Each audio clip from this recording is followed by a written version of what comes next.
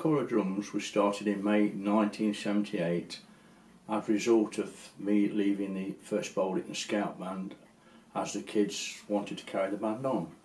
So I carried it on also as a Christian band, because I thought it was a good thing to keep the kids off the street. And through the years we progressed and progressed, and over a lot of years we still kept being called the Newark Corough Drums.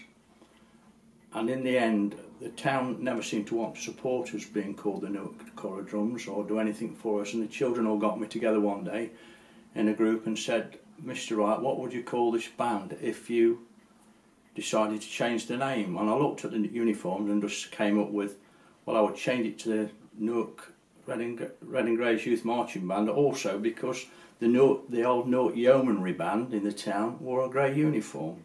And so that's what we did. And then the lady who was to help me, called Geraldine, made a banner, big banner, with our motto on, Dio, I think it's Dio Thumpio, I can't actually remember it, "My glory and the lifter up of thine head," it's got on the banner. And from then on we went as the Newark Corough Drums, it's the Red and Greys Youth Marching Band. And over the years we got bigger and bigger, and in the end we turned to be a brass youth military band. And from there we just went on and won lots of competitions, and just through the years worked hard, and the kids worked hard and became British champions. Not a lot more. I never knew what to say like that. So when I left the Scouts, there were so many kids on the streets, and a lot of the old band members wanted to come along with me, and parents, and asked me if I would form an independent band. And as being a Christian, I said I would form it on the condition it was a Christian band as well as a youth marching band. But I tried to offer it to all the churches in Newark, none of them wanted it.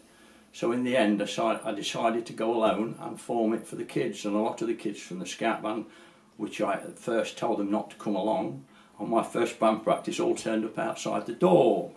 So I couldn't send them away, so I had to accept them. So the band grew from there, and in the first years we grew so quickly in the first year that I think we got nearly 80 kids in the first year, and I just hadn't got the money to buy the equipment. I didn't know where it was going to come from, but I had a lot of people like me. Dad, bless him, he used to knit crochet blankets, collect newspapers, collect scrap. My mother used to do the same thing, and other people, Mr. Woodruff and Beach Avenue, all these people was kind and collected newspaper and scrap. And the band just went on and on and on, and got busier and busier. And then, as I say, later on, the kids, we went all over as the Newark Corough Drums, to lots of shows, lots of carnivals, lots of big parades, but we never seemed to get any support from the town, which I've already mentioned this. And the kids was that upset about it. They get on to me, and it wasn't my fault, so they said to me, "Why don't we change our name?" So we did change our name. And like I said before, we was all stood together one day with a friend called Geraldine that helped me run the band, who worked hard for it, and said, "Sorry, why don't we change the name to the